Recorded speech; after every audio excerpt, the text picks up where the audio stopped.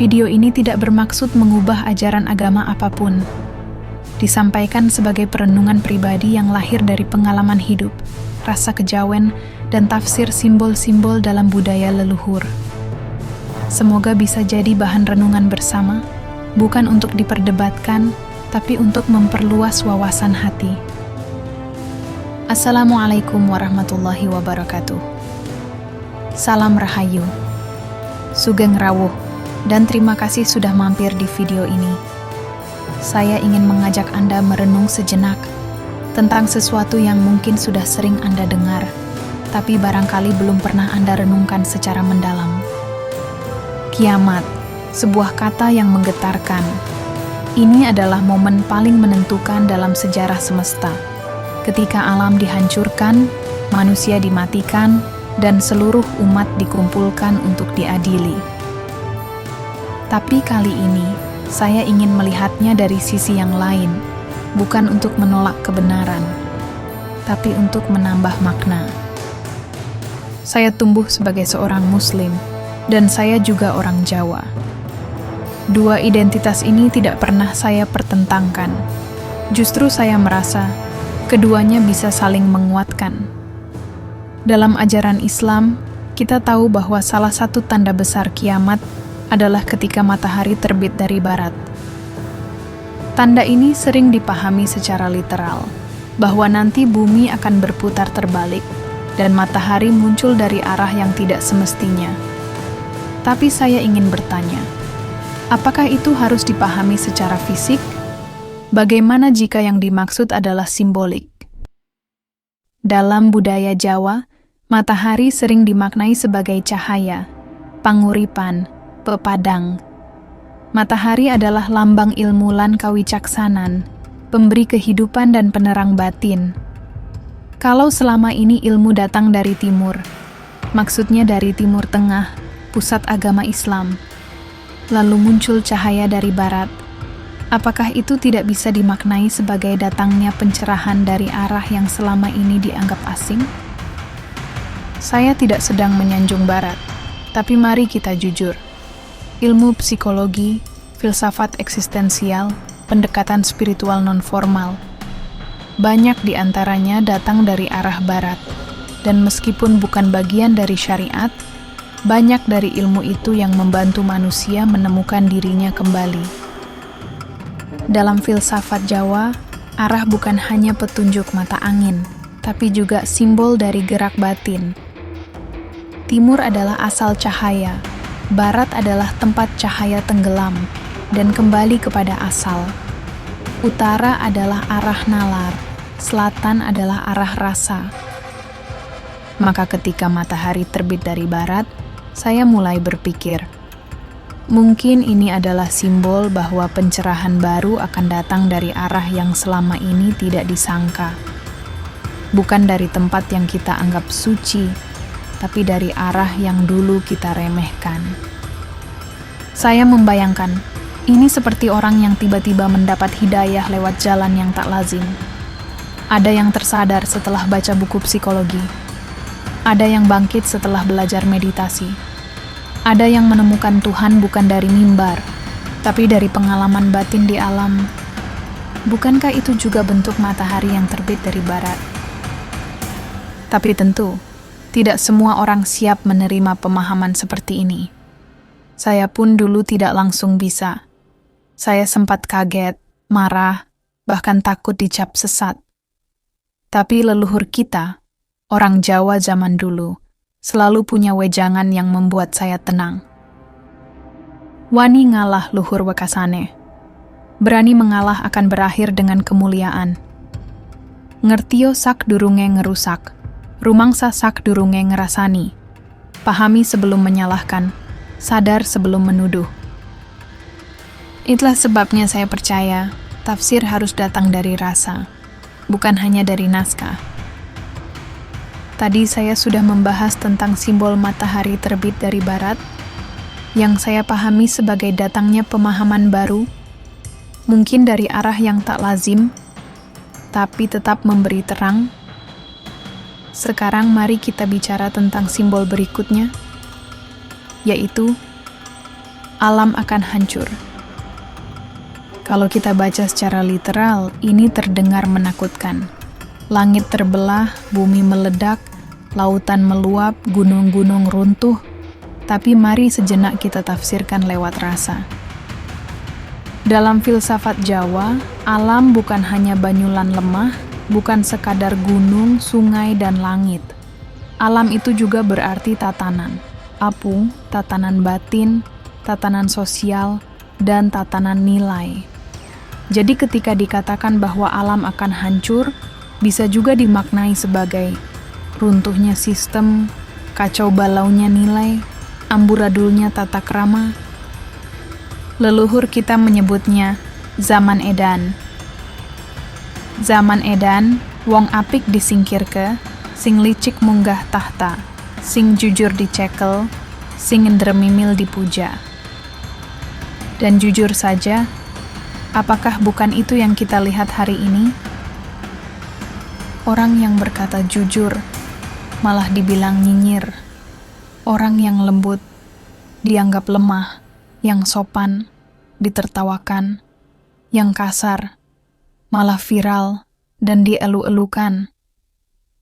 Bukankah ini bentuk lain dari kiamat sosial dan moral? Saya tidak ingin menakut-nakuti, tapi saya ingin mengajak Anda semua. Kiamat tidak harus menunggu langit terbelah. Ia bisa dimulai dari rusaknya nurani. Dalam budaya Jawa, ada satu wejangan kuno. Kabeh iku bakal bali marang sangkan paraning dumadi. Semua akan kembali ke asal dan tujuan penciptaan. Maka kehancuran bukanlah akhir, tapi pintu masuk untuk kembali pulang. Sebab kadang, manusia harus hancur dulu untuk sadar. Harus jatuh dulu untuk belajar merendah. Dan ini membawa saya pada simbol besar berikutnya, yaitu semua manusia akan mati. Saya ingin bertanya pada Anda, apa yang paling mengerikan dari kematian? Bagi saya, yang paling menakutkan bukanlah detak jantung berhenti, tapi saat manusia merasa hidup, tapi jiwanya telah mati. Banyak yang bernapas, tapi tidak lagi peduli. Banyak yang bicara, tapi tak lagi punya empati. Banyak yang merasa suci, tapi hatinya penuh benci. Urip nanging ora urip. Hidup tapi tidak hidup. Nah, mungkin yang dimaksud kematian manusia di hari kiamat adalah matinya kesombongan, kebodohan, dan kepalsuan. Lalu, setelah mati, semua akan dikumpulkan di padang mahsyar. Padang mahsyar ini, menurut ajaran Islam, adalah tempat pengadilan. Tapi dalam tafsir rasa Jawa, saya ingin mengartikan ini begini. Padang artinya lapangan terbuka. Mahsyar bisa dimaknai sebagai mahsar, besar dan sadar. Artinya, manusia akan dikumpulkan dalam kesadaran besar. Semacam titik balik, di mana kita semua mulai belajar dari awal, kembali membaca wejangan, kembali menyimak serat-serat leluhur, kembali bertanya, apa sebenarnya tujuan hidup ini? Saya membayangkan padang mahsyar dalam versi Jawa itu seperti saat anak muda kembali membaca serat Wedatama, ketika orang tua mengajarkan anaknya tembang macapat, dan ketika kita semua mulai merenung di bawah pohon rindang, bertanya pada hati, wis bener durung uripku iki? Disinilah letak kebangkitan yang sejati. Bukan hanya bangkit dari kubur, tapi bangkit dari kemalasan berpikir. Bangkit dari ketergantungan pada simbol, dan mulai mencari makna sejati. Sembah raga, sembah cipta, sembah jiwa, lan sembah rasa. 4 bentuk sembahyang menurut serat Wedatama. Itulah jalan hidup yang ditempuh orang Jawa dulu. Bukan hanya menyembah lewat laku lahiriah, tapi juga dengan pikiran, hati, dan rasa. Dan kalau boleh saya simpulkan sejauh ini, mungkin kiamat bukan tentang kehancuran fisik semata, tapi tentang hancurnya kebodohan dan lahirnya kesadaran, tentang selesainya era simbol dan mulainya era makna. Lalu, kalau semua ini benar, bahwa matahari dari barat adalah simbol pencerahan baru, bahwa alam hancur adalah runtuhnya sistem nilai, dan bahwa padang mahsyar adalah kebangkitan kesadaran, maka saya ingin mengatakan satu hal. Mungkin kiamat itu sudah mulai, bukan dalam bentuk api dan petir, tapi dalam bentuk kekacauan batin. Dan siapapun yang ingin selamat dari kiamat batin harus memulai dari satu hal paling mendasar, mengenali dirinya sendiri. Orang Jawa bilang, sopo siro sopo ingsun. Siapa dirimu, itulah aku.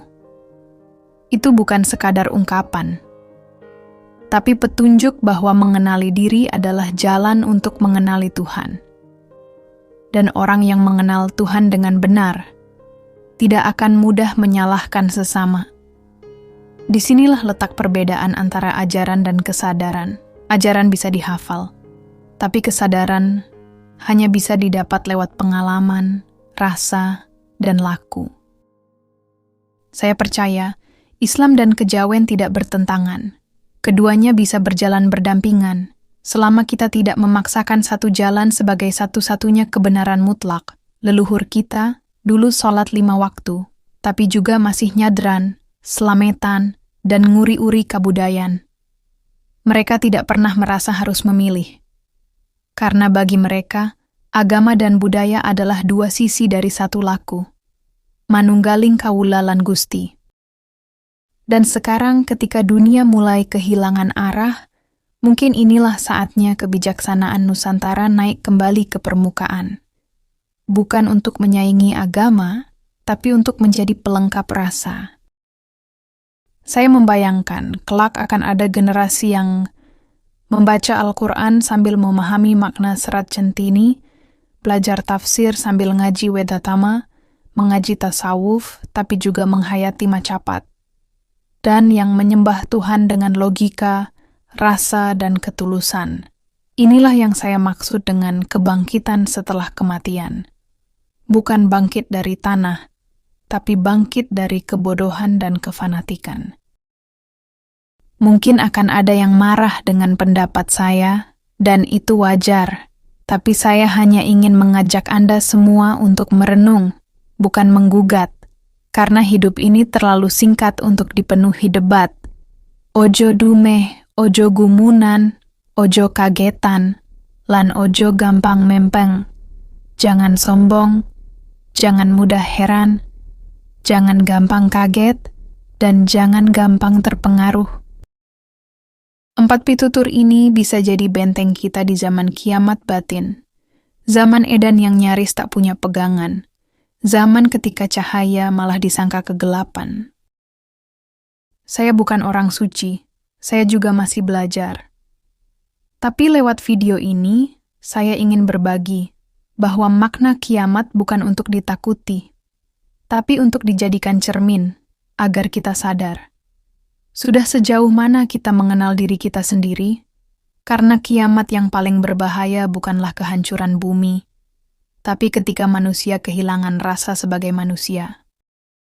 Kalau Anda merasa video ini membuka sedikit wawasan, silakan like, komentar, dan bagikan ke orang yang Anda cintai. Karena bisa jadi satu video ini adalah matahari kecil yang terbit dari arah yang tak Anda sangka. Sampai jumpa di video berikutnya. Tetap waras, tetap waspada. Mugi selamat saking kiamat batin. Wassalamualaikum warahmatullahi wabarakatuh. Salam Rahayu.